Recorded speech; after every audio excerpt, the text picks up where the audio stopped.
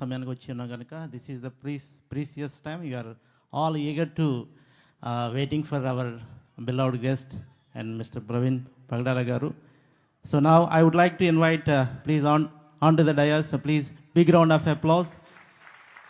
It is a great time to we have and great personality and a Bible scholar Mr. Praveen Pagdala garu we have in this time.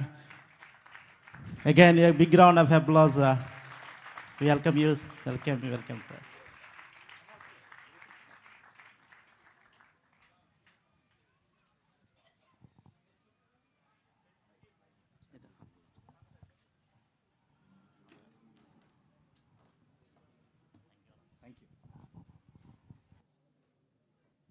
Thank you very much.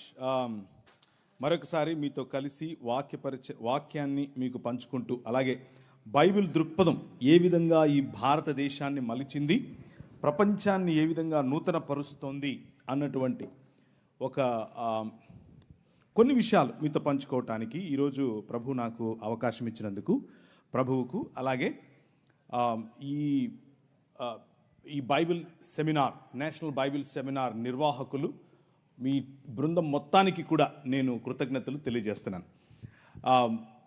ఇక్కడ ప్రాంగణంలో ఉన్నటువంటి వేలాది మంది మీరు, అలాగే ఈ YouTube మరియు మిగిలిన మాధ్యమాల ద్వారా ఎవరైతే లైవ్లో చూస్తున్నారో మీకు అందరికీ కూడా శుభములు తెలియజేస్తున్నాను.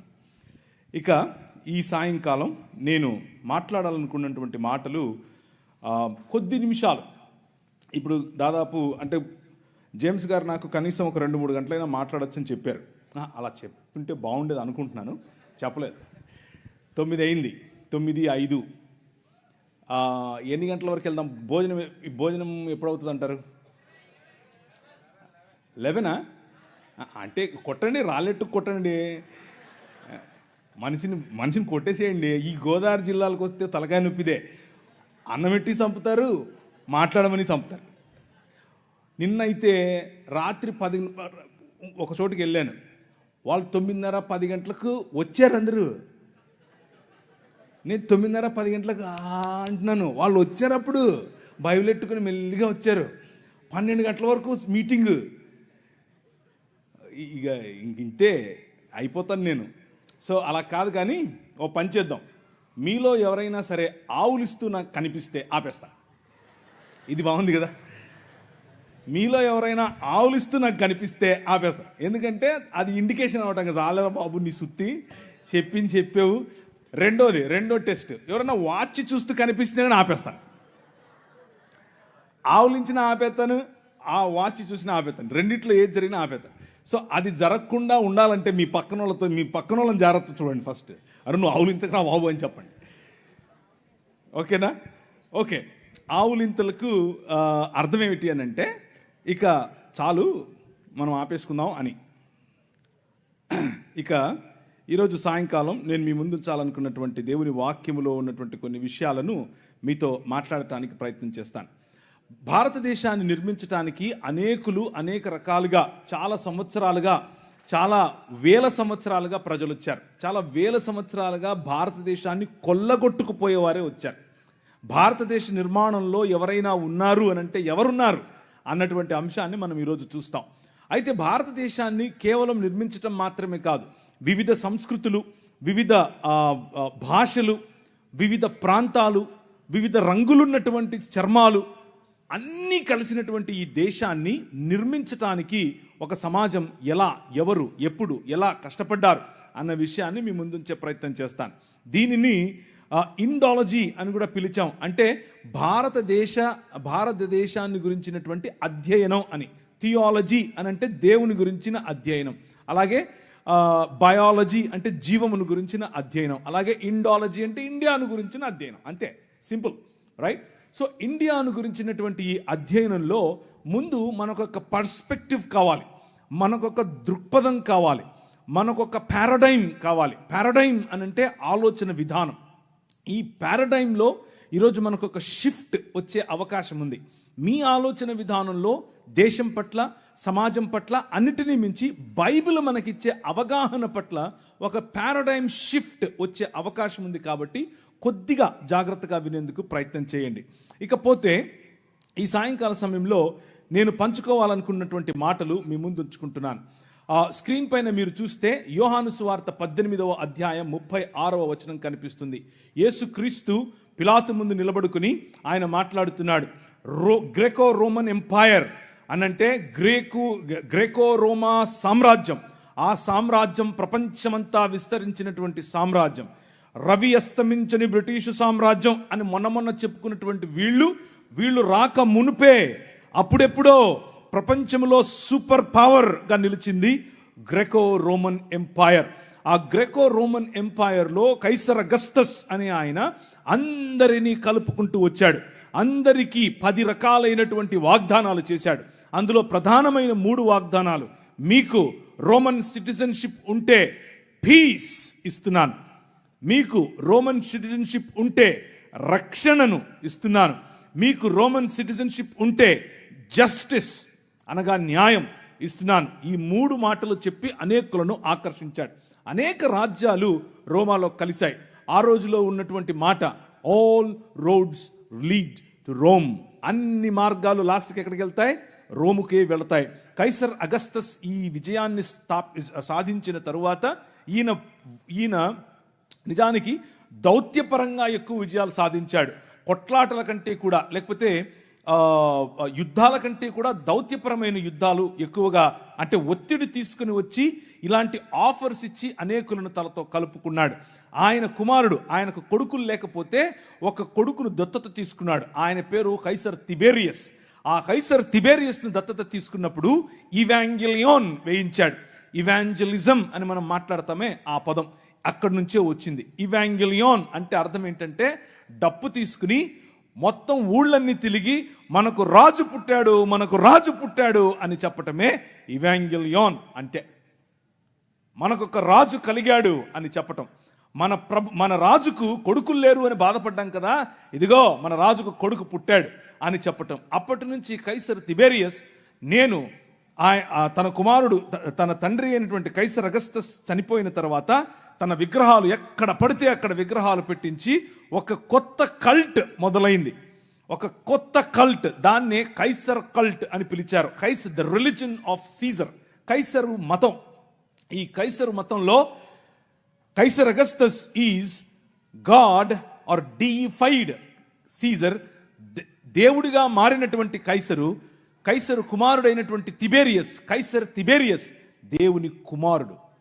That was the gospel that they were preaching. ఆ రోజుల్లో వాళ్ళు ప్రచారం చేస్తున్నటువంటి ఈ సువార్త ఇది. మనకు దేవుడైనటువంటి మన రాజుకు కుమారుడు, దైవ కుమారుడు అని కైసర్ అగస్తస్ యొక్క కుమారుడైన కైసర్ తిబేరియస్ను చూపిస్తున్నారు.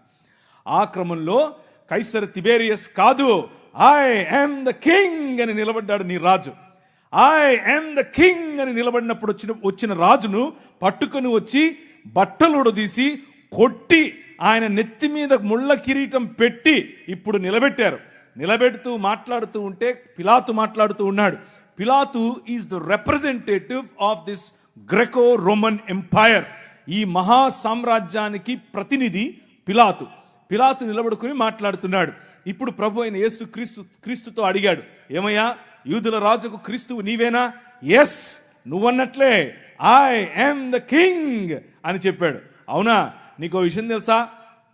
అయితే నా దగ్గర నిన్ను విడిచిపెట్టడానికి అధికారం ఉంది తెలుసా అని అన్నాడు. ఈయనన్నాడు, స్మైల్ కొట్టాడు, నీకు అర్థం కావట్లేదు, నేను వచ్చిందే ఈ రోజు కోసం, నేను వచ్చిందే మరణాన్ని చంపటం కోసం, నువ్వేంది నన్ను విడిచిపెట్టేది?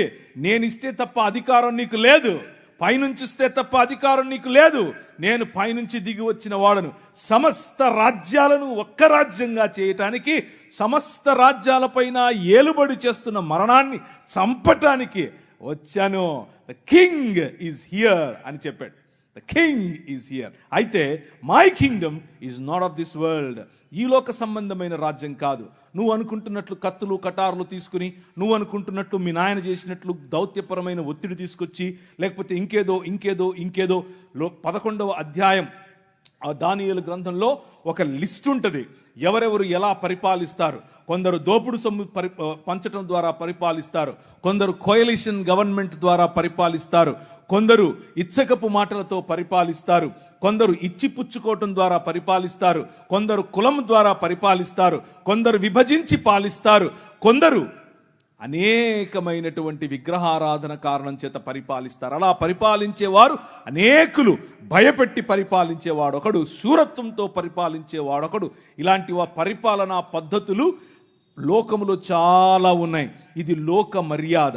కానీ ఈ రాజ్యం, నీ రాజు స్థాపిస్తున్నటువంటి రాజ్యం ఈ అన్ని పద్ధతులకు అతీతమైనటువంటి ఆలోచన. ఆ ఆలోచన ఒక్క మానవ సమాజం అనే ఆలోచన, ఆ ఆలోచన ఒక్క క్రీస్తు శరీరం అనే ఆలోచన. ఆ ఆలోచన తిరిగి వాదులాడేది కాదు, తిరిగి దెబ్బలాడేది కాదు, క్షమించేది. తండ్రి, వీరేం చేస్తున్నారో వీరికి తెలీదు, వీరిని క్షమించు అని తన గడ్డము పీకిన వాడిని, పిడిగుద్దులు గుద్దిన వాడికి, తరువాత ఆయనను దాన్ని ఏమంటారు, చాల్కొడితో కొట్టిన వాడిని, ఆయన మోసుకొని పోతున్నటువంటి సిలువ భారం ఇంకా పెంచాలని ఆలోచించే వారిని చూసి అన్న మాట. అది 23వ అధ్యాయం మత్తయి సువార్తలో అంటున్నాడు. పరిసయ్యులు మరియు అక్కడ ఉన్నటువంటి ఈ పాఖండులు, లేకపోతే హిపోక్రైట్స్, పైకొకటి లోపలొకటి ఉన్నటువంటి వారు అంటున్నాడు, woe to you scribes and Pharisees, hypocrites, for you tithe mint, dill and cumin and have neglected weightier matters. మీకు అవసరమైనటువంటి వాటిని మాత్రమే పట్టుకుంటున్నారు. దీంట్లో కొత్తిమీరలో 10వ వంతు ఇవ్వండి, మీ పుదీనాలో 10వ వంతు ఇవ్వండి. మీ మతం పట్టి సస్తున్నారు మీరు. కానీ చేయాల్సిందేమిటి? జస్టిస్, న్యాయం, మర్సీ, కనికరం, ఫెయిత్ ఆర్ దీన మనస్సు కలిగినటువంటి, నేను కాదు రాజు, నువ్వే రాజు అన్నటువంటి ఆలోచన. That is the kingdom of God. అది దేవుని రాజ్యం. ఇది మన నేషనలిజం. ఈ ఆలోచనను బట్టి మనం ప్రపంచములను ఆశీర్వదిస్తాం. న్యాయం ప్రతి ఒక్కరికి, కనికరం ప్రతి ఒక్కరికి, ఆయన రాజ్యం ప్రతి ఊళ్ళో, ఆయన రాజ్యం ప్రతి దేశంలో, ఆయన రాజ్యం ప్రతి తెగలో. రోమీయులకు రాసిన పత్రిక, దేవుని రాజ్యము, for the kingdom of God is not eating and drinking, but the kingdom of God is righteousness, peace and joy in the Holy Ghost. That is the kingdom of God. దేవుని రాజ్యము అనంటే తినడం తాగడం కాదు. దేవుని రాజ్యము అనంటే ఏంటి? నీతి, సమాధానము మరియు పరిశుద్ధాత్మనందలి ఆనందము. This is the basis. ఇది మనకు పునాది. ఈ పునాది పైన ఆయన తన రాజ్యాన్ని కడుతున్నాడు. ఈ పునాది పైన ఆయన తన ప్రజలను కడుతున్నాడు. అలా కట్టే క్రమంలో ఆయన మనకు నేర్పింది, దాన్ని ఏమంటారు, మనకు నేర్పినటువంటి పాఠం, ఆయన మనుష్యులను తన స్వరూపమందు తన పోలిక చొప్పున చేసి దేవాలయము అనగా భూమ్యాకాశములు అనేటటువంటి తన నివాస స్థలమును చేసుకుని 6 దినములు దానిని అలంకరించి, పగటికొక వెలుగు, రాత్రికొక వెలుగు, ప్రపంచములో అన్ని వనరులు అందరికీ అందులాగున దానిని శృంగారించి ఆ మందిరములో, ఆ భవనములో 7వ దినమున రాజై ఆకాశమును తన సింహాసనముగా, భూమిని తన పాదపీఠముగా చేసుకుని విరాజమానుడయ్యాడు. నీ రాజు, ఆ రాజు నిన్ను పిలిచి అన్నాడు, యు ఆర్ మై రిప్రజెంటేటివ్. నువ్వు నా ప్రతిబింబం, నువ్వు నా ప్రతినిధి, నువ్వు నా ప్రతిమ. గో, వెళ్ళు, రాజ్యం చెయ్యి అని అన్నాడు. ఏంటా రాజ్యం? ఫలించు, అభివృద్ధి చెందు, విస్తరించు, భూమిని నిండించు, దాని మీద ఏలుబడి చేయి అని అన్నాడు. ఎలా ఏలుబడి చేయాలి?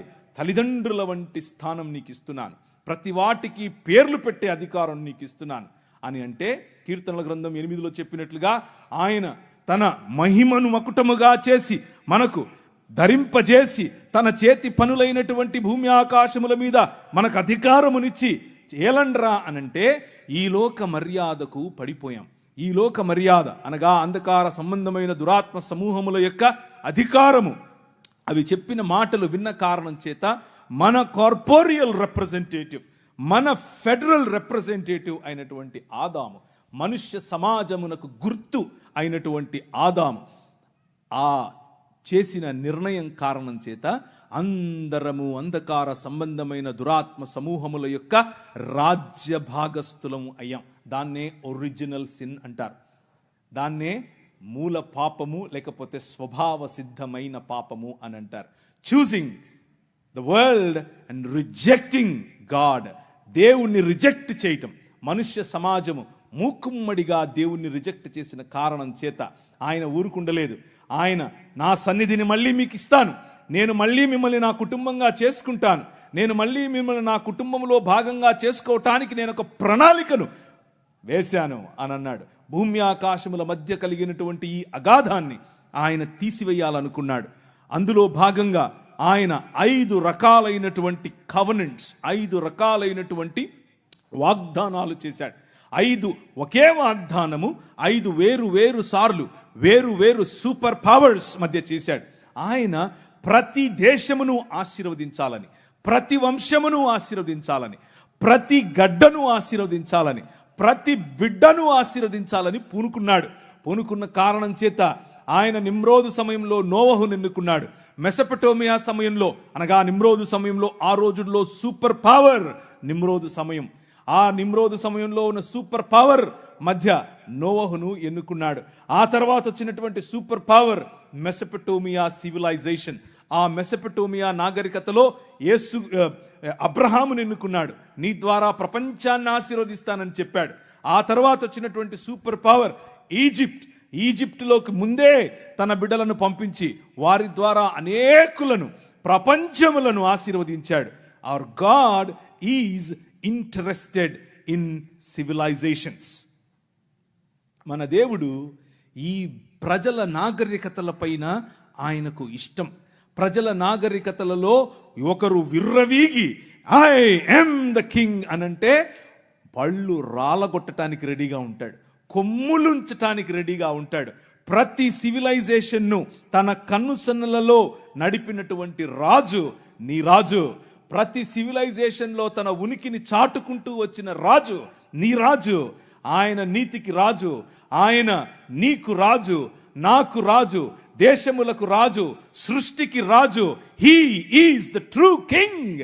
ఆ రాజు 10 రకాలైనటువంటి దేవీ దేవతలు, 10 రకాలైనటువంటి వనరుల క్రింద బానిసత్వములో బ్రతుకుతూ ఉన్నటువంటి ఇశ్రాయేలును వారికి ఇచ్చినటువంటి వాగ్దానము కారణం చేత వారితో వాగ్దానం చేశాడు. I will build my Kingdom with you. నీ ద్వారా, నీతో నేను ఒక రాజ్యం కడతాను. Let my people go. నా పిల్లలను పంపించు, నా జ్యేష్ఠ కుమారుని పంపించు అని అంటే ఫరో అన్నాడు, లేదు అట్లా పంపిస్తాను, నేను రాజు అని అన్నాడు. నువ్వు రాజా చూస్తూగానే, నువ్వు రాజా లెక్క పెట్టుకో అని అన్నాడు. 10 రకాలైన తెగుళ్ళు. వద్దురా బాబు వెళ్ళిపోండి మీరు అనేంత వరకు, వద్దు మళ్ళీ రావద్దు అనేంత వరకు. వాళ్ళు వెళుతూ ఉంటే ముందు సముద్రం, వెనకల ఈయన సైన్యం. ఏం చేయాలి? గద్దరెక్కల మీద మోసుకొని పోయినట్లు వాళ్ళను మోసుకొని వచ్చాడు నీ రాజు. నీ తీసుకుని వచ్చిన రాజు ఆయన. నేను నీ భర్తని, నేను నీ ప్రియుణ్ణి, నేను నీ తండ్రిని, నేను నీ కాపరిని అని చెప్తూ ఉంటే, నేను నీ రాజును అని చెప్తూ ఉంటే, లేదులే నువ్వు కాదు, మాకు కనిపించే రాజు కావాలి అని చెప్పి మళ్ళీ ఆదాము చేసిన తప్పు కారణంగా వచ్చినటువంటి ఈ పాపభారాన్ని దానికి సొల్యూషన్గా ఎన్నుకున్నటువంటి ఈ ఇశ్రాయేలు వారితో చేసినటువంటి కవనెంట్, వారితో చేసినటువంటి నిబంధనను మర్చిపోయి ఆయనను తృణీకరించారు. తృణీకరించిన కారణం చేత మీరు చస్తారు అని చెప్పాడు. అదే నెక్స్ట్ మూవ్, నెక్స్ట్ కెమెరా ఇప్పుడు బబులోను దగ్గరికి వచ్చింది. బబులోను మొదటి నెబుకద్నెజరు కుమారుడైన రెండవ నెబుకద్నెజరు అకేడియన్ సామ్రాజ్యం, బబులోను సామ్రాజ్యం చిరుతపులి వలె వచ్చింది. నోరు తెరిచి గాండ్రించేటటువంటి సింహము వలె వచ్చింది, చెరపట్టుకొని పోయింది. కానీ ఆయన ప్రణాళికలో ఏమాత్రం మార్పు లేదు. నీ ద్వారా, నీ పిల్లల ద్వారా ప్రపంచాన్ని ఆశీర్వదిస్తాను. బబులోనుకు తీసుకుని వెళ్ళిందే నేను. మీరు తప్పు చేశారు, మిమ్మల్ని దండిస్తాను. కానీ మీ ద్వారా బబులోను ద్వారా ప్రపంచాన్ని ఆశీర్వదిస్తాను. మీ ద్వారా పట్టుకొని పోయినటువంటి ఒక బానిస నిలబడి మాట్లాడుతున్నాడు. రాజైన నెబుకద్నెజరు, నీకు ఒక కల పడింది. ఆ కళ అర్థము తెలియదు, ఆ కళ ఏంటో తెలియదు నీకు. చెప్తా విను. మర్మములను, నాకేదో జ్ఞానం ఉందని కాదు, ఆకాశమందు విరాజమానుడైనటువంటి నా దేవుడు, మర్మములను తెలియజేయగల నా దేవుడు చెప్తున్నాడు, నీ రాజ్యం పోతదే. ఏంది? సూపర్ పవర్ నేను ఇక్కడ. ఆ రోజుల్లో అమెరికా నేను ఇక్కడ. ఆ రోజుల్లో అమెరికాకు ఈరోజు మన బైడెన్ గారు పోయి ఎవరు వచ్చారు? ట్రంప్ గారు వచ్చారు. ట్రంప్ నేను ఇక్కడ అంటున్నాడు ఆయన. నువ్వు ట్రంప్ కాదు, వంపు కాదు, నీ బెండు తీస్తాడు ప్రభు అన్నాడు. ఆయన రాజ్యం పోయింది. కానీ ఆయన రాజ్యం పోవడానికి ముందు నువ్వు పశుప్రాయుడు అవుతావు అని చెప్పాడు. నీ గర్వాన్ని అణచటానికి దేవుడు ఐ యామ్ ద కింగ్ అంటున్నాడు. విను అని అన్నాడు. ఆయన రాజ్యం పోయింది. ఆయనే ఒప్పుకున్నాడు, దానియేలు రాజు తప్ప, దానియేలు దేవుడు తప్ప ఇంకే దేవుడు లేడు, ఏ రాజు లేడు, నేను కేవలము ఆయన్నే నమ్ముతాను. Your king is so powerful. నీ రాజు చాలా బలవంతుడు, చాలా శక్తివంతుడు. నీ వెనకున్న రాజు సామాన్యుడు కాదు. ఆ రాజు ఈ ఏ చేతి సహాయము లేకుండా తీయబడినటువంటి ఒక రాయి, ఇంతై మహాపర్వతమై ప్రతి రాజ్యాన్ని తుత్తునీయులుగా పొడి పొడిగా దంచి పారేస్తుంది అని చెప్పాడు. ఆ రాయి ఏ చేతి సహాయము లేకుండా తీయబడిన రాయి. నెబుకద్నెజర్ పోయాడు, పారసీకుడు పోయారు, మాదీయులు పోయారు, జెరక్సస్ పోయాడు, సైరస్ పోయాడు, అందరూ పోయారు. ఇప్పుడు పిలాతు నిలబడ్డాడు. Graeco Roman empire. కెమెరా వచ్చి ఎక్కడ నిలబడింది? Graeco Roman empire. అక్కడ నిలబడిన నీ రాజు మాట్లాడుతున్నాడు, మై కింగ్డమ్ ఈజ్ డిఫరెంట్. నా రాజ్యం వేరు. ప్రతి దేశాన్ని ఆశీర్వదించే రాజ్యం నా రాజ్యం. నా రాజ్యం ప్రతి రాజ్యాన్ని, ప్రతి దేశాన్ని, ప్రతి భాషను, ప్రతి మతానికి చెందినవాణ్ణి, ప్రతి కులానికి చెందినవాణ్ణి, ప్రతి స్త్రీని, ప్రతి పురుషుణ్ణి, ప్రతి బానిసను, ప్రతి యజమానిని, అందరి కోసం వచ్చిన రాజ్యం. అది ఏ చేతి సహాయము లేకుండా తీసిన రాజ్యం. ఆ రాజ్యం ఇంతింతై మహాపర్వతమై ఎక్కడికి వచ్చింది? కాకినాడ ప్రాంతానికి వచ్చింది. ఎక్కడికి వచ్చింది? రాజమండ్రి ప్రాంతానికి వచ్చింది. ఎక్కడికి వచ్చింది? ఈ ఊరికి వచ్చింది. ఈ ఊర్లో పడింది ఈ రాజ్యం. వెలుగుమయమైన రాజ్యం. ప్రపంచములకు వెలుగివ్వగల నల్లట్ట పుస్తకం ఇచ్చే రాజ్యం. ఈ నల్లట్ట పుస్తకం అని అంటా ఉంటారు. కానీ ఈ నల్లట్ట పుస్తకం ఏం చేసిందో తెలుసా? రాజ్యములను కంపింపచేసింది. ప్రజలలో మార్పును తీసుకొని వచ్చింది. ఆ ప్రజలలో తీసుకొని వచ్చినటువంటి మార్పును కొద్దిగా మీ ముందుంచే ప్రయత్నం చేస్తాను. దాన్ని ఏమంటారు, ఒక కంపారిటివ్ స్టడీగా మీ ముందుంచితే ఈ రాజ్యానికి ఇంకా మిగిలిన వాళ్ళు చెప్పే రాజ్యాలకు ఉన్నటువంటి తేడా మీకు తెలుస్తుంది. రాజ్యం ఆ రోజుల్లో స్వరాజ్యం నా జన్మ హక్కు అని ఒక ఆయన అన్నాడు. ఏం పేరు ఆయన పేరు? అట్లా చెప్పకూడదు, లోకమాన్య తిలక్ అని చెప్పాలి. ఏంటా స్వరాజ్యం అని అడిగారు. ఏంటా స్వరాజ్యం అనంటే బ్రాహ్మణుడై ఉండే స్వరాజ్యం కావాలి, క్షత్రియుడై ఉండే స్వరాజ్యం కావాలి, శూద్రుడులాగే పడుండే స్వరాజ్యం కావాలి. ఏమయ్యా మేము వస్తామయ్యా, మేము పాలకవర్గంలో ఉంటాము అని అంటే, ఒరేయ్ మల్లిగా ఈరిగా ఏం పనిరా నీకు? కుండలు చేసుకునేటానికి నువ్వు పార్లమెంట్లోకి వచ్చి ఏం చేస్తావు? రే నీకే చెప్పులు కుట్టేటానికి నీకేంద్రా అన్నడినా. నేను సొంతంగా చెప్తున్నాను అనుకుండారు. ఆయనకు ఒక పత్రిక ఉండేది. ఆ పత్రికలో రాశాడు, స్త్రీల పట్ల ఈ స్వరాజ్యానికి ఉన్నటువంటి ఆలోచన ఏంటో తెలుసా? ఈ ముందంట పండిత రామాబాయి ఇంతమంది ఉన్నారు దేవుళ్ళు, ఒక్కడు నచ్చలే, ఆ పోయి తెల్లంతో లేచిపోయింది అని రాశాడు. నేను ఊరికే చెప్పట్లేదు, పేపర్లో రాశాడు. వారు కోరుకున్నటువంటి రాజ్యం ఏమిటి అని అంటే, వారు ఎదురు చూస్తున్నటువంటి రాజ్యం ఏమిటి అని అంటే, దానికి రామరాజ్యం అని కొందరు పేరు, దానికి ఇంకో రాజ్యం అని ఇంకో వాళ్ళ పేరు. మొత్తానికి అంతా కలిపి చూస్తే ఆ స్వరాజ్యం ఏమిటి అని అంటే, ధర్మం 4 పాదాల మీద నిలబడాలి. నీ బతుకు నువ్వు అలాగే బతకాలి. నీ బతుకు నువ్వు అలాగే బతకాలి. మూతికి ముంత, ముడ్డికి చీపురు, ఇదే నీ బతుకు. ఇదే చెప్పారు, నువ్వు అలాగే బతకాలన్నారు. పూణేలో అలా అలా ప్రాక్టీస్ చేశారు. భయంకరమైనటువంటి జీవితం. ఇది వారు ఎన్నుకున్నటువంటి మార్గం, ఇది వారు చెప్తున్నటువంటి రాజ్యం. ఆ రాజ్యంలో సావర్కర్ గారు ఆ రాజ్యం కోసం పోరాడుతూ ఎన్ని పిటిషన్లు పెట్టాడు.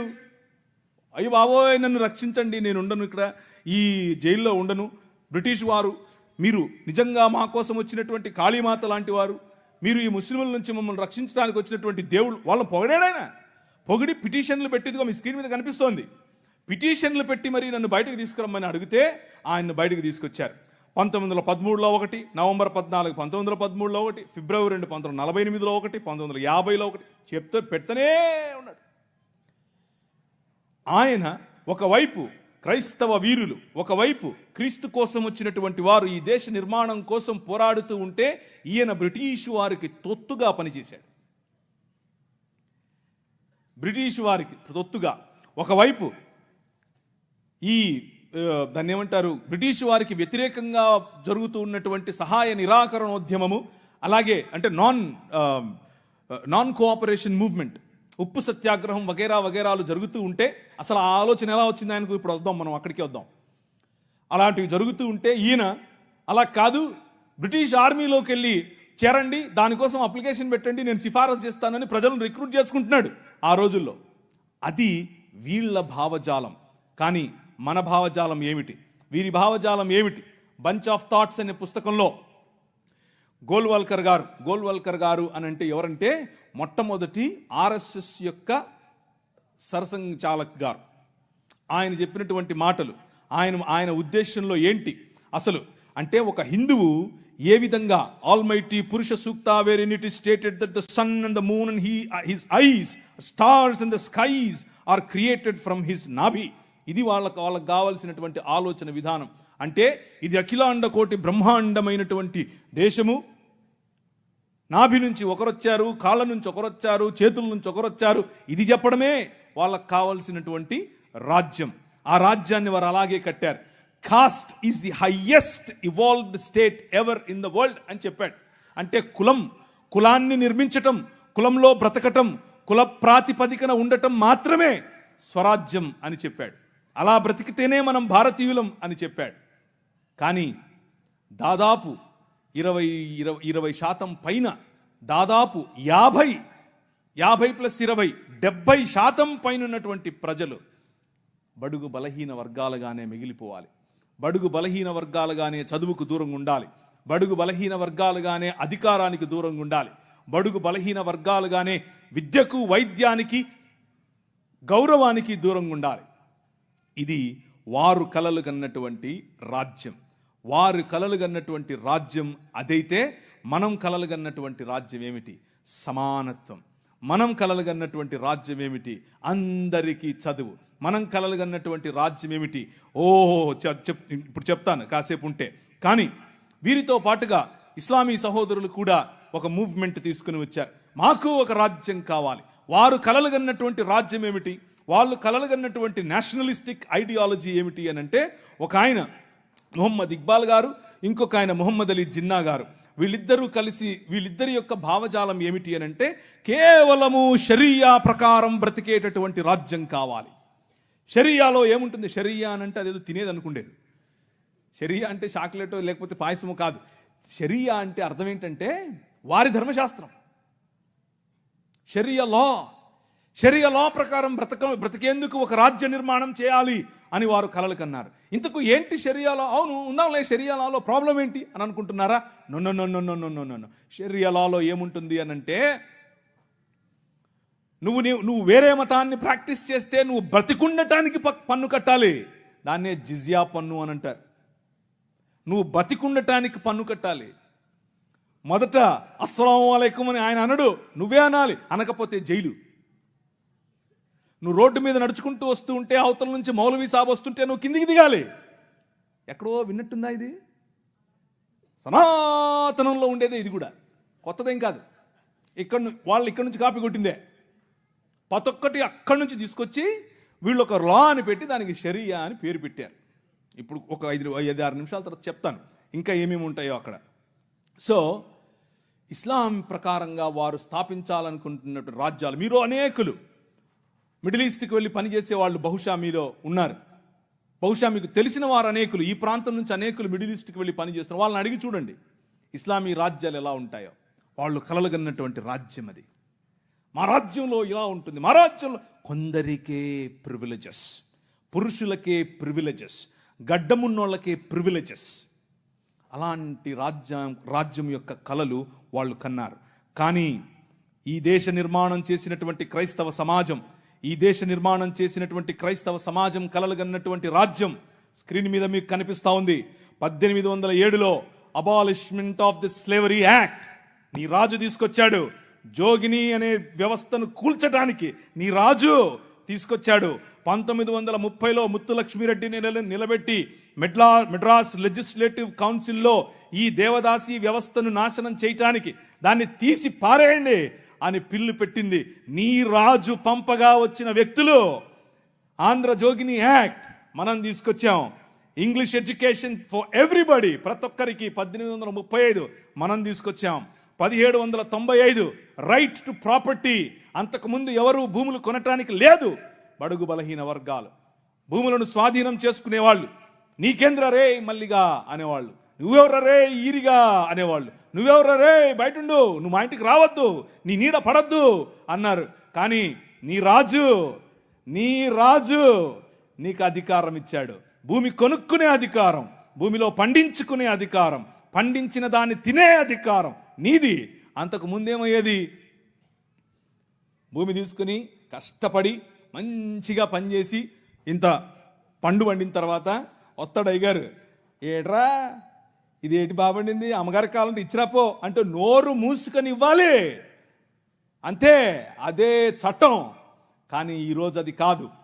నువ్వు పండించింది నువ్వు తింటావు, నువ్వు పండించింది నీ పిల్లలు తింటారు, నువ్వు పండించింది ధైర్యంగా నీకోసం పెట్టుకుంటావు, పొదుపు చేసుకుంటావు. కారణం ఏమిటి? నీ రాజు, రాజులకు రాజు, ప్రభువులకు ప్రభువు, కైసర్ అగస్తస్ మరియు కైసర్ తిబేరియస్ల ప్రతినిధి అయిన పిలాతు ముందు నిలబడుకొని నా రాజ్యము నీ రాజ్యము లాంటిది కాదని చెప్పాడే ఆ రాజు. Right to property, right to education, abolishing killing children. చిన్న పిల్లలను కొనుక్కొని వెళ్ళేవాళ్ళు. రాజమండ్రి ఆయన ఒకసారి రాశారు, ఈ దాన్ని ఏమంటారు, కాటన్ గారు ఆయనకు రాసినటువంటి కాటన్ గారి గురించి రాసినటువంటి పత్రిక ఒక పుస్తకంలో ఇలా రాసిందట. ఏంటంటే వాళ్ళ ఇంట్లో పనిచేసేటట్టు ఒక ఆయమను వచ్చి ఒక ₹1 ఇవ్వమ్మా అని అడిగింది. ఆ రోజుల్లో ₹1 ఎందుకమ్మా అంటే, నేను వెళ్ళి రాజమండ్రిలో ఒక ఆడపిల్లను కొనుక్కొచ్చుకుంటాను అంటుంది. ఏంటి కొనుక్కొచ్చుకుంటావా? ఎందుకు? అది మన పరిస్థితి ఆ రోజుల్లో. పిల్లలు నమ్ముకునేటటువంటి బతుకులు, తినటానికి లేని బతుకులు, పిల్లలు నమ్ముకునేటటువంటి బతుకుల నుండి నీ రాజు, నువ్వు అమ్మటానికి వీలు లేదు, నువ్వు చంపటానికి వీలు లేదు. నిర్మాణం కట్టాలంటే పిల్లల్ని చంపరారు, ఏదైనా రోడ్డు వేయాలంటే పిల్లల్ని చంపుతారు, రక్తం పడాలంటారు. ఇలా పిల్లలను, మన పిల్లలను చంపుతూ ఉంటే ఆపింది నీ రాజు. Right to education 1913. నువ్వు పెళ్లి చేసుకుంటే నీ భార్య 7 రాత్రులు బ్రాహ్మణుడితో పడుకోవాలి. ఇది ఈ దేశ చట్టం. నువ్వు నల్లగా ఉన్నావట, నీకు దాన్ని ఏమంటారు బట్టతలు ఉందంట, రింగులు ఎంటుకలు ఉన్నాయంట, కాబట్టి నువ్వు దాసుడివి, దస్యుడివి, నువ్వు రాక్షసుడివి, నువ్వు మ్లేచ్ఛుడివి. కాబట్టి నీ జీవితాన్ని మార్చాలంటే, కాబట్టి నీ వంశాలు మంచిగా మారాలంటే బ్రాహ్మణుడితో నీ భార్య పడుకోవాలి. కలిగే పిల్లలు ఎలా ఉంటారు? అప్పుడు ఆర్యీకరణ జరుగుతుంది. కృణ్వంతో విశ్వమార్యం అన్నారు. అంటే అర్థం ఏంటి? ఈ ప్రపంచం మొత్తాన్ని కూడా ఆర్యీకరణ చేయాలి అన్నది వారి రాజ్య కళ. The kingdom of Rama, but the kingdom of God, దేవుని రాజ్యం ఏమన్నా తెలుసా? ఎవరితో పడుకోవక్కర్లేదు. My blood is enough, I will cleanse you from all sin. ప్రతి పాపము నుండి యేసు రక్తము నిన్ను కడిగి పరిశుద్ధునిగా చేస్తుంది. ఎవరి దగ్గర పడుకోవక్కర్లేదు. మనం ఈ దేశానికి ఒక చట్టం ఇచ్చాం. ఏం చట్టం ఇచ్చాం? 1819లో. ఇదంతా నేను సుత్తి కొడుతున్నా అనుకున్నారా? చట్టం ఇది. ఒక్కసారి చరిత్ర తిరిగేయండి. ఇదంతా నీ రాజు చేశాడు ఈ దేశానికి. నీ రాజు తీసుకొచ్చాడు. నల్లట్ట పుస్తకం మోసుకొచ్చినోళ్ళు కష్టపడి పిల్లులు వేసి రిట్ పిటిషన్ లేసి నిలబడి కొట్లాడి నీకు ఇచ్చిన హక్కిది. That is the kingdom of God. No discrimination, right to sit, abolishing child marriages. ఇలా చెప్పుకుంటూ పోతే ఎన్ని చట్టాలు చేసాం మనం. రైలు మనది, పోస్ట్ ఆఫీస్ మనది, ఐఏఎస్ తెచ్చింది మనం, ఐపీఎస్ తెచ్చింది మనం. తెలుగు భాషను మ్లేచ్ఛ భాష అన్నారు. అరే ఏం భాష మాట్లాడుతున్నాడు మ్లేచ్ఛుడా అంటే, తెలుగు భాషలో డిక్షనరీ, మొట్టమొదటి డిక్షనరీ మంది. మీ నాయన రాజు, ద కింగ్, మనం ఇచ్చాం. CP brown, he was a machinery. ఆయన కలెక్టర్ మాత్రమే కాదు, మిషనరీ. తెలుగు భాష గద్య భాగంలో మొట్టమొదటి పేపర్ మనది. తెలుగు భాష గద్య భాగంలో మొట్టమొదటి పుస్తకం మనది. వీళ్ళకు వాళ్ళ సొంత రామాయణం మహాభారతాలు కూడా ట్రాన్స్లేట్ చేసుకునే దిక్కు లేదు. అది చేసింది మనమే. నిజం చెప్తున్నాను, నేను అబద్ధం చెప్పట్లేదు. మొట్టమొదటి ట్రాన్స్లేషన్ చేసింది కూడా మనమే. వాళ్ళు అది కూడా చేయరు. ఎందుకంటే విద్య పంచకూడదు. వాళ్ళ రాజ్యంలో విద్య పంచకూడదు. మన రాజ్యం అందరికీ విద్య, ప్రతి ఒక్కరూ చదవాలి. ఎందుకు? ఇదిగో నల్లట్ట పుస్తకం కూడా చదవాలి. అర్థమవుతుందా? నల్లట్ట పుస్తకం చదివితే దిమాగ్ ఖరాబ్ అవుతుంది, దిమాగ్ ఫిరాయిస్తుంది, మనిషి వెంటనే మనిషి అవుతాడు. ఈ రాజ్యం మనుషుల కోసం రాజ్యం. ఆ రాజ్యం తలకాయలో నుంచి వచ్చిన వాళ్ళకి మాత్రమే రాజ్యం, భుజాల్లో నుంచి వచ్చిన వాళ్ళకే రాజ్యం. ఈ రాజ్యం అందరి రాజ్యం, అందరికీ సుభిక్షత, అందరికీ పట్టభద్రత్వం. అలెగ్జాండర్ డఫ్ అనే ఒక ఆయన, ఎంతమంది ఉన్నారు ఈ పేరు? ఒకరు, ఇద్దరు, ముగ్గురు, ఒక 10-15 ఉన్నాయి. మిగిలిన వాళ్ళు ఒక చెంచా నీళ్లు తీసుకొని దూకండి. అలెగ్జాండర్ అంటే పొరపాటున మీరు ఆ గ్రీకు ఒక ఆయన వచ్చాడు గుర్రం వేసుకొని, ఆయన అనుకుంటారు, కాదు, ఈయన వేరే. అలెగ్జాండర్ డఫ్. ఈయన రవి అస్తమించని బ్రిటిష్ సామ్రాజ్యం పైన ఇన్ఫ్లుయెన్స్ తీసుకొచ్చాడు. ఏం ఇన్ఫ్లుయెన్స్ తెలుసా? నా పిల్లలు చదవాలి, మా భారతీయ పిల్లలు చదువుకోవాలి. వీళ్ళు అన్నారు, ఎందుకు, మాకు అవసరం లేదు, మీ పాశ్చాత్య విద్యతో మేమేం చేస్తాం, మేము మంత్రాలు చదువుతాం. ఆయన అన్నాడు, మంత్రాలకు చింతకాయలు నైరాల్తా హై. అలెగ్జాండర్ డఫ్, నో, చదవాలి, మన పిల్లలు చదవాలి, ఆంగ్ల భాషలో చదవాలి, ప్రతి భాషలో చదవాలి, తెలుగులో చదవాలి, తమిళంలో చదవాలి, బెంగాలీ కావాలి, పుస్తకాల తర్వాత పుస్తకాలు, పుస్తకాల తర్వాత.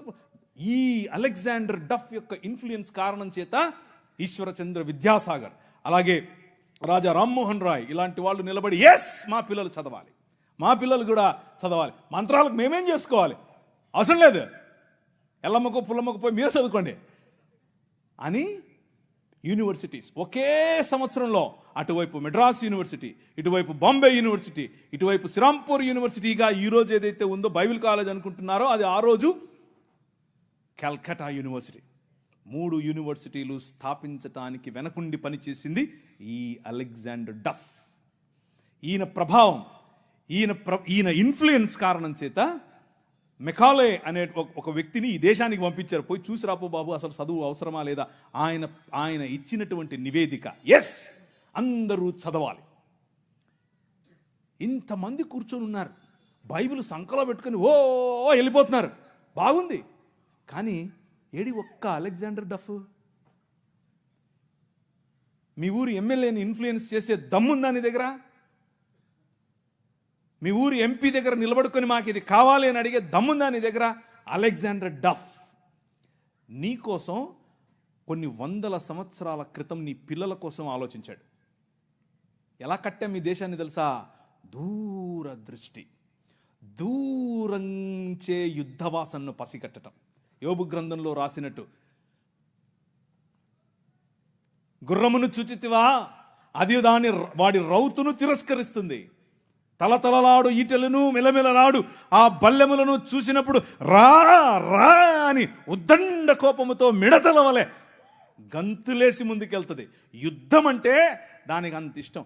ఏది ఎక్కడున్నారు? అలెగ్జాండర్ డఫ్లు. రైజ్ అప్, ఇంతవరకు పాట పాడారు. లే నిలబడు, లే నిలబడు. ఎప్పుడు నిలబడతావు ఇంక నువ్వు? నీ చరిత్ర. డాక్టర్ బాబాసాహెబ్ భీమ్రావ్ అంబేద్కర్ గారి మాట అన్నారు. ఆయన కూడా ఒక చోట నేర్చుకున్నదే, మనమే నేర్పాం. The king of this world నేర్పాడు. ఏమన్నారు తెలుసా? చరిత్ర, నీ చరిత్ర తెలుసుకోకపోతే నువ్వు చరిత్రలో లేకుండా పోతావు. ఇది నీ చరిత్ర. ఇది నువ్వు ఈ దేశానికి, ఈ దేశ నిర్మాణంలో నువ్వు సాధించినటువంటి చరిత్ర. డారా యాక్ట్ 1879. డారా అంటే డెక్కన్ అగ్రికల్చరల్ రిఫార్మ్స్ యాక్ట్, దాని పేరు. ఆ రోజుల్లో స్వరాజ్యం లోకమానుడు ఉన్నాడు కదా ఆయన అన్నాడు, ఏమన్నాడు? ఆయన ఎందుకు అంతటానికి, ఎవరికి? పేదలు, బడుగు, బలహీన వర్గాలు వెళ్ళి దాన్ని ఏమంటారు, దున్నుకుంటామయ్యా అంటే, సరే దా. అదేదో ఆ రోజుల్లో సినిమా వచ్చింది. సబ్బు పౌడరు చూపించి వాళ్ళ దగ్గర భూములు తీసుకునేవాడు. ఆ టైప్ ఈడు. అలా చేస్తూ ఉంటే క్రైస్తవ మిషనరీలు అప్పుడు ఉన్నటువంటి డెక్కన్ ప్రాంతానికి రాజు అయినటువంటి హైదరాబాద్ హయాంలో వాళ్ళ దగ్గరికి వెళ్ళి ఇన్ఫ్లుయెన్స్ చేసి, నో అలా కాదు, అలా ఉండడానికి వీల్లేదు, దే ఆర్ పెసెంట్స్, వాళ్ళకి అంతంత వడ్డీకి రుణాలు ఇస్తే వాళ్ళు ఎట్లా కడతారు? వాళ్ళు ఎలాగూ కట్టలేరు. కాబట్టి డబ్బులేమో ఇచ్చేసి వాళ్ళు కట్టలేని పక్షంలో వాళ్ళ భూములు తీసుకోవటం. ఏంటిది? This is not righteousness, this is not right. అది న్యాయం కాదు. ఆయన భుజముల మీద రాజ్యభారం ఉండును. ఆయన భుజములు ఎక్కడ? ఫ్రిడ్జ్లో పెట్టొచ్చుంటాడా? నువ్వే. This is his body. ఇది ఆయన శరీరం, ఆయన భుజములు ఇక్కడే ఉన్నాయి. ఆ రోజు వాళ్ళు గుర్తించారు, అది నా బాధ్యత అని గుర్తించి వాళ్ళకి 25 పైసల కంటే ఎక్కువ వడ్డీకి రుణం ఇవ్వటానికి వీల్లేదు అని యాక్ట్ చేశారు. ఈ రోజుకి కూడా అది అలాగే అమల్లో ఉంది. That is your king. నీ రాజు అది. ఈ దేశాన్ని అలా నిర్మించాడు. శామ్ అగింబాటమ్ అనే ఒక ఆయన గ్రీన్ రెవల్యూషన్ ఈ దేశానికి తీసుకొచ్చాడు. ఓ ఆవులు, మేము దాన్ని నిమురుతాం, మేము దాన్ని పూస్తాం, మేము దాన్ని కడుగుతాం అనేవాళ్ళు. కొంతమంది సిమ్ కార్డు బాబాలు ఉన్నారు, ఈ మాటలే అంటుంటారు. వాళ్ళకి చేతకాలా? ఎట్లా ఆవులు పెంచాలి, ఎట్లా డైరీ ఫామ్ తీసుకురావాలి, ఎట్లా అగ్రికల్చర్ చేయాలి, మేము నిమురుతూ ఉంటాం, మాకు అదే కావాలన్నారు. కానీ ఏం చేయాల, చూస్తూ ఉన్నారు ఊరికే. కానీ శామ్ అగింబాటమ్ చూశాడు, ఊరికి నిమర్లా పనిచేశాడు. ఎందుకో తెలుసా? యువర్ కింగ్, నీ రాజు భావజాలం వేరు. ఊరికే దాన్ని పట్టుకోనేది కాదు ఆయన రాజ్యం. దాని ద్వారా అనేకులకు ఉపాధి, దాని ద్వారా అనేక కుటుంబాలు బాగుపడాలి, అనేక కుటుంబాలు నూతనపరచబడాలి. ఆయన 21వ అధ్యాయం ప్రకటన గ్రంథం 3, 4, 5 వచనాల్లో సింహాసనాసీనుడైన వాడు ఈ విధముగా సెలవిచ్చుచున్నాడు, ఇదిగో నేను సమస్తమును నూతనపరచుచున్నాను. క్రొత్త ఆకాశము క్రొత్త భూమిగా తయారు చేసేటటువంటి, అగ్నిలో పుటము వేసి బయటకు తీసినట్లుగా ఈ ప్రపంచాన్ని పునరుత్థానము చెందించే పనిలో నిన్ను నన్ను వాడుకుంటున్నాడు. That is your king. ఆ రాజు వచ్చాడు, ఆ రాజు పని మొదలెట్టాడు. ఎలా మొదలెట్టాడు? ప్రతి సమాజాన్ని పట్టుకోవటం ద్వారా, ప్రతి ప్రభుత్వాన్ని ప్రభావితం చేయటం ద్వారా. ఆనాడు నిమ్రోదు సమయం మొదలుకొని ఈనాడు నరేంద్ర మోదీ గారి ప్రభుత్వం వరకు హీ ఈజ్ ద కింగ్. ఆయనే నడుపుతున్నాడు, ఆయనే చేస్తున్నాడు.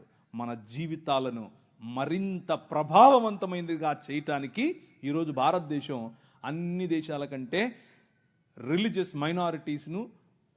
మైనారిటీస్ పైన ఒత్తిడి తీసుకొని రావటంలో, వారిని హింసించడంలో ప్రపంచంలో ర్యాంక్ నంబర్ 1 మనం. నంబర్ 1 ర్యాంక్ మనమే. మొన్నే వచ్చింది. రిలీజియస్ మైనారిటీస్ అంటే మనమే. మనలను హింసించటంలో భారతదేశం నంబర్ 1. పాకిస్తాన్ కాదు, ఆఫ్ఘనిస్తాన్ కాదు, సోమాలియా కాదు, ఎవరు కాదు, భారతదేశమే. చచ్చిపోయిన వాళ్ళను కూడా గుంత తవ్వి బయటకు తీస్తున్నారు ఛత్తీస్గఢ్లో. ఎందుకు చేస్తున్నారో తెలుసా? ఇదంతా భయం. ఏంటా భయం? వీళ్ళందరినీ మనుషులు చేస్తున్నారు, వీళ్ళందరూ సమానం అంటున్నారు. మనుష్యత్వం, మతం మనుష్యత్వం ఎదుట నిలబడలేదు. భయం దానికి. మతానికి నిజమైన మనిషిని చూస్తే భయం. నిజమైన మనుష్యులను తయారు చేసేటటువంటి దేవుని రాజ్యం, నిజమైన మనుష్యత్వాన్ని ఈ ప్రపంచంలో వెలుగుగా ప్రకాశింపచేయటానికి పిలువబడినటువంటి దేవుని రాజ్యం. ఆ రాజ్యం నిలబడాలి, ఆ రాజ్యం పోరాడాలి, ఆ రాజ్యం భయంకరమైనటువంటి ఈ ఒడుదుడుకులలో కూడా నిలబడాలి. అలా నిలబడటానికి మీరు, మీ సమాజం, మీ సంఘం పాటు పడాలి. అలా పాటు పడతారని నేను విశ్వసిస్తున్నాను కూడా. ఇకపోతే కొద్ది నిమిషాలు ఒక కంపారిజన్ అనేది ఈ మూడు రాజ్యాలకు, ఒకవైపు ముహమ్మద్ గారు నిర్మించిన రాజ్యం, ఒకవైపు సనాతనంగా ఉన్నటువంటి రాజ్యం, ఇంకొక వైపు క్రీస్తు నిర్మిస్తున్న దేవుని రాజ్యం. ఈ మూడు రాజ్యాలలో ఉన్నటువంటి కొన్ని విషయాలు ఎక్కువ చెప్పను. ఎవరన్నా ఆవులిస్తున్నారా అని చూస్తాను, ఎవరు ఆవులించట్లేదు. ఒక్కడు కూడా వాచ్ చుట్టంలా. అంటే నాకు ఆకలి అవుతుందని కూడా మీకు తెలియదా? మీకు అర్థం కాదా? నేను పోవద్దా, పడుకోవద్దా, నేను మళ్ళీ రాజమండ్రి పోవాలి, ఊరికన్నలా చెప్పినా, చెప్పకుండా ఉంటే బాగుండేది. ఎవడో కూడా ఆవులించేవాడు. సరే చేసేద్దాం.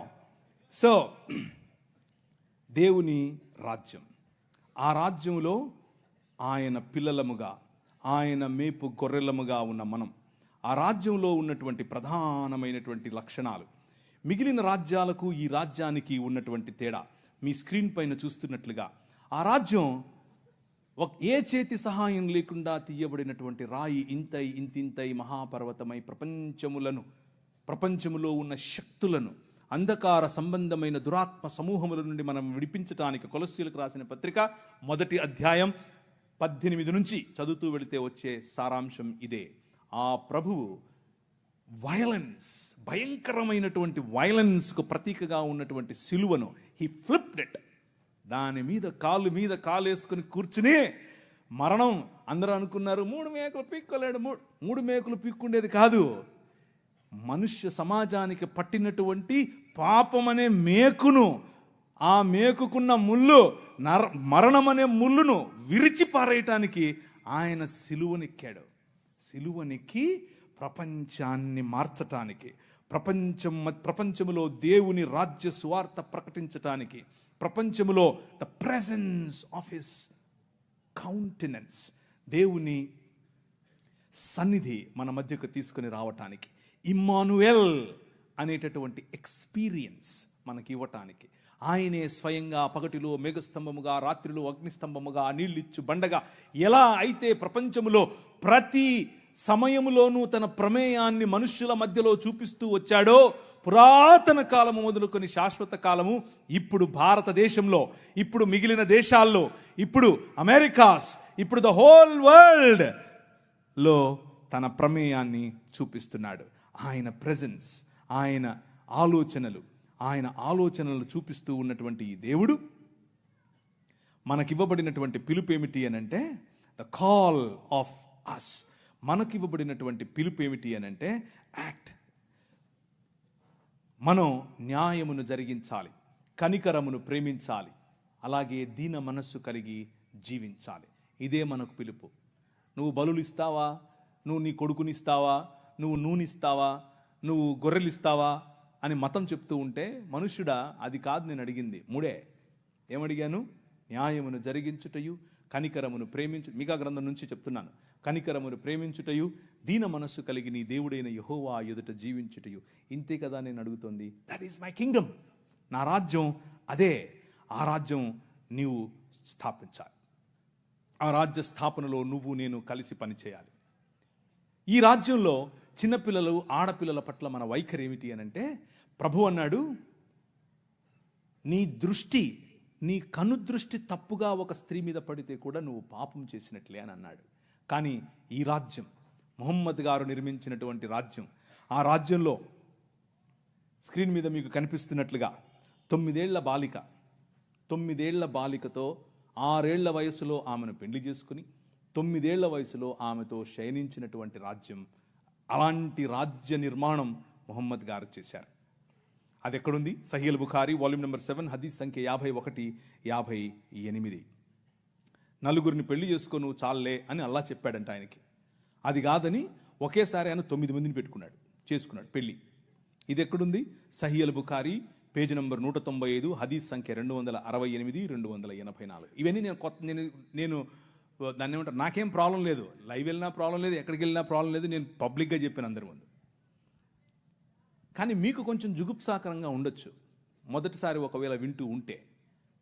కానీ ఎందుకు ఇది చెప్తున్నాను అని అంటే, నీ రాజును తెలుపు అని తెలియాలంటే పక్కన నలుపు ఉండాలి. అర్థమవుతుందా? మీకు మీ రాజు విలువ తెలియట్లా, ఇంకా మీ రాజు కట్టే రాజ్యం విలువ తెలియట్లా. ఇది చూస్తే తెలుస్తుంది. ఒకరోజు తను పెంచుకున్న కుమారుడి భార్య, ఆవిడ బట్టలు మార్చుకుంటోంది. అల్లా గారు ఒక గాలి పంపారట. ఆ గాలి పంపగానే తెర చిరిగిను, లేదా తెర పైకి లేచాను. తెర పైకి లేస్తే నువ్వు నేనేం చేస్తాం? కళ్ళు మూసుకొని పక్క వస్తాం. అలా రావాలి. మన ప్రభు అది నేర్పాడు. ఆయన అన్నాడు, అస్తగ్ఫిరుల్లాహ్, దేవుడు ఎంత అందం సృష్టించాడు అని చెప్పి బయటికి వెళ్ళిపోతున్నాడు. ఈమె పాపం ఉదరాభద్ర మా మామగారు వెళ్ళిపోతున్నారని చెప్పి మంచిగా బట్టలు వేసుకుని వెళ్తూ వాళ్ళ కొడుకు వచ్చాడు. ఏమైంది? మా నాన్న వెళ్ళిపోతున్నాడు. ఏమైంది? ఏమో నాకు తెలియదు, అడుగు. ఆయన వెళ్ళి, నాన్నగారు ఏమైంది అని అంటే, ఏం లేదురా, నీ భార్య బాగుంది, నువ్వు వదిలేసి నేను చేసుకుంటా అన్నాడు. నీ రాజు క్యారెక్టర్ ఆలోచించు ఒకసారి. ఎలా చేస్తాడు నీ రాజు? చంటి బిడ్డల స్తుతుల మీద ఆసీనుడవుతాడు. నీ మామ మానాచ్ఛాదమును నువ్వు తీయకూడదు, నీ కోడలి మానాచ్ఛాదమును నువ్వు తీయకూడదు. దేవుని వాక్యం స్పష్టంగా చెప్తుంది. వీరు నిర్మించే రాజ్యానికి, నీ రాజు నిర్మించే రాజ్యానికి ఉన్న తేడా అది. ఇవన్నీ చూపించి సనాతనం చున్నలు చూశారా మా దగ్గర ఇలాంటివి ఇలా చెప్తుంటారు. ఓ మాకు తెలియదులే అని. అది కూడా చూద్దాం అన్నాను ఒకరోజు నేను. మొన్న ఒక ఆమె వచ్చింది, తెల్ల జుట్టేసుకుని, ఆమె అంతా ఆస్ట్రేలియన్ లాగా ఉంది. నేను ఆమె ఆస్ట్రేలియన్ అనుకున్నాను. కాదు, ఆమె నేను ఇంగ్లీష్లోనే డిబేట్ చేస్తాను. సరేదా, ఇంగ్లీష్లో మాడదాం రా అని కూర్చొని మాడుకుంటున్నాం. ఆమెకి కంటెంట్ చూపిస్తుంటే ఇదంతా తూచి అంటుంది. నేను ఒప్పుకోను, నేను ప్రిపేర్ కాలేదంటుంది. నేను అడిగాను, నేను రమ్మని, నువ్వే వచ్చావు అంటున్నామా లైవ్లో. ఏ సబ్ దిస్ ఈజ్ ఆల్ రాంగ్ ఏంటి? ఇక్కడ కనిపిస్తుంది కదా, టెక్స్ట్ పెట్టాను కదా. మన సహోదరులకు తెలియదు ఇది ఇలా ఉంది. ఆ పుస్తకంలో, ఈ పుస్తకాల్లో ఇలా రాసుకున్నారని వాళ్ళకి తెలియదు. అందుకు ఆ సమస్య. శ్రీ బ్రహ్మవైవర్త పురాణం part 2 chapter number 35 page number 340. Okay, అందులో బ్రహ్మగారు స్వయంగా తన కూతురుతో శయనించడం చాలా గ్రాఫికల్గా రాశారు. ఋగ్వేదం మండలం 10 సూక్తం 61 వచనం 5 మీకు అక్కడ అండర్లైన్ చేసి చూపించాను. తన కూతురుతో ఆయన పెళ్లి చేసుకోవటం మరియు తన కూతురిని ఆయన అనుభవించడం. అంత మాత్రమే కాదు, శంకర భగవత్పాదులు అని మన కాకినాడ నుంచి ఒక ఆయన చెప్తుంటాడు చూసారా. ఆ శంకర భగవత్పాదులు అంటే ఇంకెవరో కాదు, ఆది శంకరాచార్యుడు నేను చూపించినటువంటి ఋగ్వేదం 10వ మండలానికి ఆయన వ్యాఖ్యానం రాశాడు. ఆ వ్యాఖ్యానం అక్కడ ఉంది. ఏమనుంది అని అంటే, ఈ ఉపనిషత్తుల్లో ఉన్నటువంటి మాట ఇంకేదో కాదు, విరాజ్ అయినటువంటి మను అనగా బ్రహ్మగారు తన కూతురుతో నిజంగానే శయనించాడని రాశాడు. కానీ మన పిలుపు ఏమిటి? What is our calling? మన పిలుపు ఏమిటి అని అంటే, డిస్క్రిమినేటింగ్ ఉమెన్ జరగకూడదు, డిస్క్రిమినేటింగ్ మెన్ జరగకూడదు. రిలేషన్షిప్స్లో ప్యూరిటీ ఉండాలి. ఎదుటివాడి భార్యను నువ్వు దొంగిలించకూడదు, ఎదుటివాడి భార్య పైన నువ్వు ఆశ పెట్టుకోకూడదు. Very plain clear. అలాగని చెప్పి మన బైబిల్ గ్రంథంలో ఉన్నవారు అలాంటివి చేయలేదా? చేశారు. దేవుడు ఏం చేశాడు? మూతి పళ్ళు రాలగొట్టాడు. ఇక్కడ దేవుళ్ళే చేస్తున్నారు. అదే ప్రాబ్లం. అదే ఆయన నిర్మించే రాజ్యంలో అగ్నిచేత పుటము వేయబడి తీసినటువంటి మానవ సమాజం, మేలిమి బంగారము లాంటి మానవ సమాజం, నిజముగా ఆయన చిత్తానికి లోబడే మానవ సమాజం. ప్యూర్గా ఉండే మానవ సమాజం. మొహమ్మద్ గారు కట్టినటువంటి రాజ్యం. ఆయన అన్నారు స్త్రీలు అరబుద్దోళ్ళు అన్నాడు. అంటే నేను అనట్లేదు, మీరు రాళ్ళెత్తుకోకండి, నేను కాదు, మొహమ్మద్ గారు అంటున్నారు. ఎక్కడ? సూరా 2:282 ఖురాన్లో ఉంది. సహీల్ బుఖారీ 3వ హదీసు 26:58. ఎవరు? స్త్రీలు అర్రబుద్దోళ్ళు. ఈయన ఒకసారి విహారయాత్రకు పరలోకం వెళ్ళేట. ఇదంతా నేను ఏదో స్టోరీ చెప్పట్లేదు, మీ కళ్ళ ముందు ఉంది, కావాలంటే చూసుకోండి, ఆ రెఫరెన్స్లు మీరు వెళ్ళి చూడండి. ఓకే, ఈయన విహారయాత్రకు వెళ్ళి పైన ఆయన అల్లాహ్ గారితో మాట్లాడి, అల్లాహ్ గారితో సంభాషణ చిట్చాట్ అయిపోయిన తర్వాత ఎన్నికొస్తున్నాడు. ఎన్నికొస్తే ఆ పక్కన నరకం ఉందట. ఆయన తొంగి చూశాడు, ఇట్లా ఏముందో నరకంలో చూద్దామని. చూస్తే అందులో ఎక్కువ మంది స్త్రీలు ఉన్నారంట. ఆయన పోతే పోయాడు, అల్లాతో మాట్లాడితే మాట్లాడాడు, పోతే తొంగి చూశాడు. ఆయనకు స్త్రీలు కనపడటం ఏంటి? ఆయన ఉద్దేశం ఏంటంటే స్త్రీలు నరకపాత్రులు.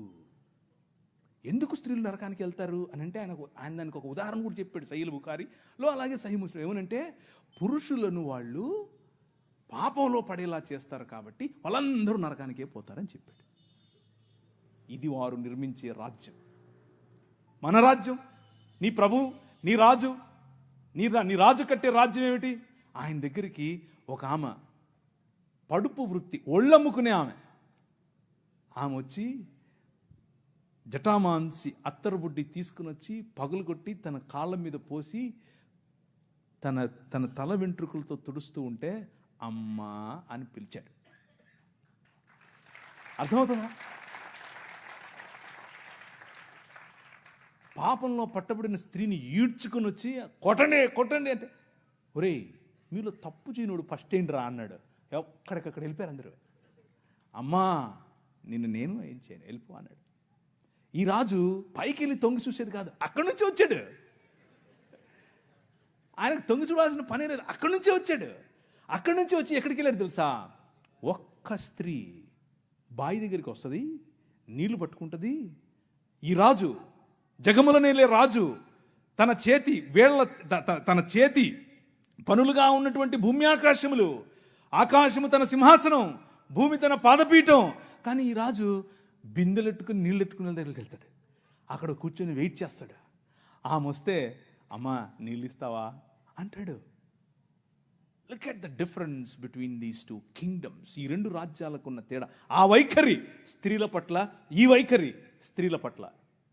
నీ రాజు స్త్రీలను గౌరవించే రాజు, నీ రాజు స్త్రీలకు డిగ్నిటీని ఇచ్చే రాజు. అందుకనే ఈ దేశంలో ఏం జరిగిందో తెలుసా? ఈ దేశంలో ఇంకొక 5 నిమిషాల్లో ఎవడో ఒకడు ఆవులించకపోతే చెప్తాం ఈ కథ.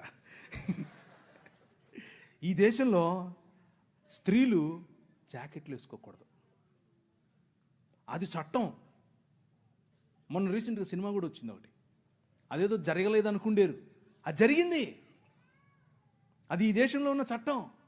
ఎందుకు అనంటే మన దేవుడైనటువంటి బ్రాహ్మణుడు నడుచుకుంటూ వస్తే అది ఆడో మగో తెలియాలి కాబట్టి ఇప్పి చూపించాలి.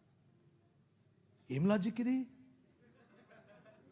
ఏం లాజిక్? అవును, ఇది ఎవరికి ముఖ్యంగా బడుగు బలహీన వర్గాలకు జాకెట్లు వేసుకునే అధికారం లేదు అన్నారు.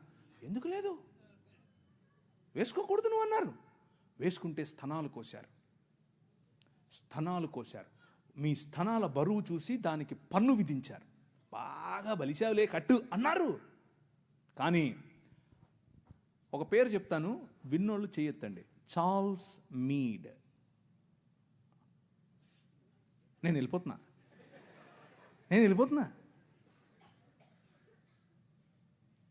మీరందరూ జాకెట్లు వేసుకోవడానికి కారణం ఆయనే. నేను అబద్ధం చెప్పట్లేదు, నిజం చెప్తున్నాను. చట్టం చేశాడు. అక్కడ లండన్ హౌస్ ఆఫ్ కామన్స్లోకి వెళ్ళి కొట్లాడాడు. నా భారతీయ స్త్రీలకు గౌరవం కావాలి. తెల్లడే బయట నుంచి వచ్చాడు. అందుకనే వాళ్ళను గర్వంగా మా తల్లిదండ్రులు అనేది, నేను ఊరికి అన్ను గర్వంగా అనేది. ఎందుకు తెలుసా? మీరు బట్టలు వేసుకోకుండా మమ్మల్ని అనగదొరికితే వాళ్ళు మాకు జాకెట్లు పంచారు. మీరు అన్నం పెట్టండి అయ్యా అని అంటే ప్యాడ్ ఇచ్చారు, చచ్చిపోయిన గొడ్డిచ్చారు. వాళ్ళు పనికి భృతి ఇచ్చారు భారతదేశాన్ని నిర్మించటానికి. Charles Mead, church mission society and London mission society, వీరిద్దరి తరఫున కేరళ ప్రాంతంలో నిలబడి ఆయన ఇల్లు, ఆయన బంగ్లాను అలా కాల్చేశారు 3 సార్లు. అయినా కానీ వెనక్కి తగ్గేదిలా. స్త్రీలకు జాకెట్లు. వారిని చూసి నాడార్ సమాజంలో ఉన్న స్త్రీలందరూ జాకెట్లు వేసుకోవడం మొదలు పెడితే, అమ్మా నీకు అంత కొవ్వటే అని పట్టుకుని రోడ్లో వాళ్ళ స్థనాలు కోసి ఊరేగించారు. అయినా కానీ ఆయన అన్నాడు, దేవుని రాజ్యం, దేవుని శక్తి మీ మీద ఉంది, భయపడద్దు, మళ్ళీ కుట్టిస్తానన్నాడు. మళ్ళీ వాళ్ళకి జాకెట్లు వేసాడు. వాళ్ళని చూసి ఈడవ సమాజం వాళ్ళు జాకెట్లు వేసుకోవడం మొదలుపెట్టారు. కేరళ మొత్తంలో విప్లవం. ఏం విప్లవం? జాకెట్ల విప్లవం. జాకెట్ల విప్లవం ఏంటండి బాబు? అవును, గాస్పెల్, దేవుని రాజ్య సువార్త అని అంటే నువ్వు చచ్చిపోతే పరలోకం పోతావా, నరకం పోతావా, ఈనేసొస్తావా, కూలిపోతావా, ఇక్కడ వరకే కాదు. నీ రాజ్యము వచ్చునుగాక, ఇక్కడ ఇప్పుడు ఈరోజు నువ్వు బ్రతికుండగా దేవుని చిత్తము నీ మధ్య నెరవేరాలి. మా అనుదిన ఆహారము మాకు దయచేయి. ఈ దేశంలో ఆహారము లేక అలమటించే క్రమంలో అన్నం పెట్టింది ఈ సువార్త. మనిషిని మనిషిగా చూసింది ఈ సువార్త. చార్ల్స్ మీడ్ కారణం చేత స్త్రీలందరూ ఈరోజు జాకెట్లు వేసుకుంటున్నారు. అంత మాత్రమే కాదు, జాకెట్లు వేసుకుంటూ ఉంటే ఇప్పుడు వచ్చి మనకు శుద్ధనీతులు చెప్తున్నారు. మీరు పాశ్చాత్య డ్రెస్సులు వేసుకోవాకండి. ఏంది, అసలు డ్రెస్సులే వేసుకోవద్దన్నారు మొన్నటిదాకా, ఇప్పుడేమో పాశ్చాత్య డ్రెస్సులు అంటున్నారు. చూసావా, మన రాజ్యం, దేవుడు నిర్మించే రాజ్యం, అది ప్రభావవంతమైన రాజ్యం. శత్రువును కూడా తన భావజాలంలోనికి మర్చుకోగల రాజ్యం. ఒక ఆయన టీవీలో మాడుతూ ఉంటే ఒక ఆయన అన్నాడు, ప్రవీణ్ గారు మీరు మీరు మీరు మత మార్పిడి చేస్తారు. మేము ఎక్కడ మత మార్పిడి చేసామండి బాబు, ఏంటి ఏం లేదండి మీరు అవునా, నీకు ఇట్లా కాదులే, ఇంకొక రకంగా చెప్తా అని చెప్పి, సరే మీ పేరేంటి అంటే చెప్పాడు. ఆయన ఆబ్వియస్గా బ్రాహ్మణుడు, క్షత్రియుడు, వైశ్యుడు కాదు. అంటే ఎవరు, మీరు అర్థం చేసుకోండి, శూద్రుడో ఇంకెవరో ఉంటాడు. మీరు స్కూల్కి వెళ్ళారా అని అడిగాను. మీ అమ్మగారు ఏం చేస్తారు అని అడిగాను. మా అమ్మగారు లెక్చరర్ అండి అన్నాడు. ఏ కాలేజీలో అని అడిగాను. చెప్పారు. అయితే మీరు సగం క్రైస్తవులే అన్నాను. అదేంటి అంటే మీ సనాతనంలో మీరు చదువుకోకూడదండి, మీరు కాలేజీకి పోకూడదు, మీ స్త్రీలు అసలు చదువుకోకూడదు, వాళ్ళు చదువు చెప్పడం ఏంటి, చూసారా మా భావజాలంలోకి వచ్చేసారు అన్నాను. అయ్యో నవ్వుతున్నాడు. అయ్యో మీరు ఎట్టి ఏది చెప్పినా నన్ను నువ్వు సగం క్రైస్తవుడు అన్నాను. ఆయనకు మైండ్ బ్లాక్. ఏంటండి చెప్పాను. చూసారా, దేవుని రాజ్యం ఆవగింజంతదే, కానీ అది పెరుగుతుంది, నీకు తెలియకుండానే పెరుగుతుంది, విస్తరిస్తుంది, మహావృక్షం అవుతుంది. మీ అమ్మగారికి చదువు చెప్తుంది. అర్థమైందా? ఎలా కట్టాం, నీ రాజు ఎలా కట్టాడు? స్త్రీలకు చదువు, వాళ్ళు రొట్టెలు ఎత్తాలి, వాళ్ళు అన్నం వండాలి అని మాట్లాడుకుంటూ ఉంటే, వాళ్ళు షెడ్యూల్ వేసుకోవచ్చా వేసుకోకూడదా అంటే మగవాళ్ళు, పురుషులు, మనము స్త్రీలను పురుషులను పక్క పక్కన కూర్చోబెట్టి 200 సంవత్సరాల క్రితమే చదువు చెప్పాం. That is the kingdom of God, దేవుని రాజ్యం. ఆ రాజ్య ప్రభావానికి తట్టుకోలేక, నిజమైన మనుష్యత్వాన్ని చూసి తట్టుకోలేక మతం గిలగిలగిల కొట్టేసుకుంటుంది. అదే జరుగుతుంది ఇప్పుడు. కానీ అలు పెరగకూడదు, మన విలువలు అలు పెరగకూడదు. నిలబడు అనే పాట మళ్ళీ పాడుకోండి. నిలబడాలి, దేవుని రాజ్యం కోసం నిలబడాలి, నీ రాజు కోసం నిలబడాలి. ఆ రాజు నీ ఊరికి రాజు, ఆ రాజు ఈ దేశానికి రాజు. ఇప్పుడు రాజు ఆయనే, తర్వాత రాజు ఆయనే. అప్పుడెప్పుడో వస్తాడు అనుకుంటారు, ఆయన మన మధ్య ఇక్కడ ఇప్పుడు ఉన్నాడు. ఒకరోజు తెర చినుగుతుంది. He will reveal himself. Behold the king is here. వచ్చాను అని చెప్తాడు. తలలోంచుకుంటే ప్రార్థించుకుందాం. మీరు ఆవలించట్లా, అందుకనే ఇక కాలదు, ఇక సరిపోదు. తలలుంచుకోండి, ప్రార్థించుకుందాం. కొద్ది నిమిషాలు మనం దేవుని రాజ్యం గురించి ఒక కంపారిటివ్ వేలో చూసాం. ఇంకా చాలా ఉంది. సమయం దొరికినప్పుడు రేపైనా సరే దాన్ని కవర్ చేసే ప్రయత్నం చేస్తాను. ఈ రాజ్యం ఈరోజు ఇక్కడ ఇప్పుడు నీకు అందింది సరే, మరి నీ పొరుగువాడి పరిస్థితి ఏమిటి? నీ ఊళ్ళో ఉండేవాడి పరిస్థితి ఏమిటి? ఇంకా రావాల్సినటువంటి మార్పులు, ఇంకా నువ్వు ఈ దేశ నిర్మాణం చేయాల్సినటువంటి పని చాలా ఉంది, చాలా ఉంది. ఎక్కడ చూసినా రగులుతోంది దేశం. నీ దేశం కోసం నీ ప్రార్థన, నీ దేశం కోసం నీ పాటుపడటం. ఇంకా చాలామంది వైద్యం లేక, విద్య లేక, ప్రభువు తెలియక, ఆత్మీయత తెలియక, ఆధ్యాత్మికత అన్న పేరుతో బాబాల దగ్గరికి వెళ్ళిపోయి, క్రైస్తవ బాబాల గురించి చెప్తున్నాను, నాశనమవుతున్నారు. Your responsibility my brother, my sister. ఈ రాత్రి కాలం లెట్ మీ రిమైండ్ యూ, ఇది నీ బాధ్యత. ఈ రాజ్య విస్తరణ నీ బాధ్యత. ఈ రాజ్య స్థాపన ఆయన బాధ్యత, స్థాపించాడు. ఈ రాజ్య విస్తరణ ఆయన కడుతూ ఉన్నప్పుడు ఆయనతో కలిసి జతపని వాడై కట్టే బాధ్యత నీది. సంగీత రూపంలో కట్టాలి, సాంకేతిక నిపుణతతో కట్టాలి, వాక్య పరిచర్యతో కట్టాలి, మిషనరీలుగా కట్టాలి, రాజకీయవేత్తలుగా కట్టాలి, విలేకరులుగా కట్టాలి. ప్రతి రంగములో ఈ రాజ్యాన్ని స్థాపించి విస్తరింప చేయగల దేవుని ప్రజలు, దేవుని పౌరులు, దేవుని రాజ్య పౌరులు లేవాలి. ఆ విధంగా ప్రభు మనల్ని ఆశీర్వదించినట్లు ప్రార్థించుకుందాం. కృపగలిగిన తండ్రి, మీరు మా మధ్యలో ఉండి మాతో మాట్లాడి మాకు కొన్ని విషయాలు తెలియజేసి, తద్వారా ప్రభు మా జీవితాలలో ఒక మార్పు, మా జీవితాలలో ఒక సవాలు, ఆ సవాలుతో ప్రభు మేము మీ కొరకు మరింత బలము కలిగి బ్రతకటానికి సహాయం చెయ్యమని, మాకు సవాలునివ్వమని, ఆ సవాలుతో మమ్మల్ని ప్రభు పురికొల్పమని చిన్ని ప్రార్థనను మా ప్రభు అయిన యేసు క్రీస్తు నామమున అడిగి వేడుకుంటున్నాం తండ్రి. ఆమెన్.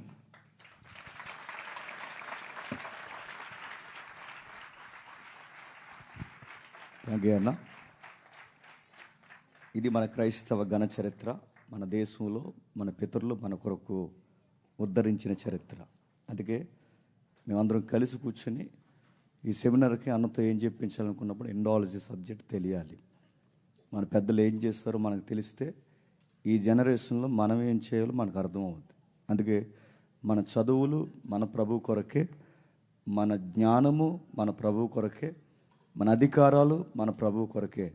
మన ముందున్న పితరులు, మిషనరీస్ అందరూ వచ్చి వారికున్న జ్ఞానమును ప్రతి దాన్ని వారు ఉపయోగించారు కనుకే ఈరోజు తల్లులందరూ ఇలా చక్కగా కూర్చుని చదువుకుంటున్నారు.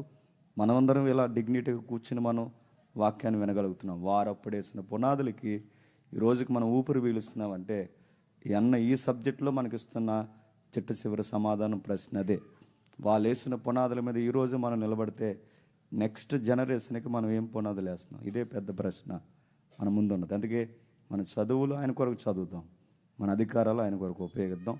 దీన్ని రేపు కొనసాగిస్తారన్నా ఇది తెలియాలి. మన క్రైస్తవ యువతకి తెలియాలి. కేవలం మతే చరిత్రే కాదు, జక్కే చరిత్రే కాదు, మేరీ మార్త చరిత్రలే కాదు, మన సంఘ చరిత్రలు కూడా మనకు తెలియాలి. అది చెప్పించే ప్రయత్నం మేము చేస్తున్నాం.